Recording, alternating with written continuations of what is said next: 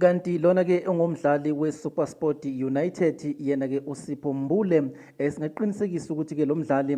sekajoyine lona ke iqembu leli ke leMamelodi Sundowns kanti ke lo mdlali ke njengoba ke siya kuyona ke itransfer window period ezovula ke ngenyanga kaJuly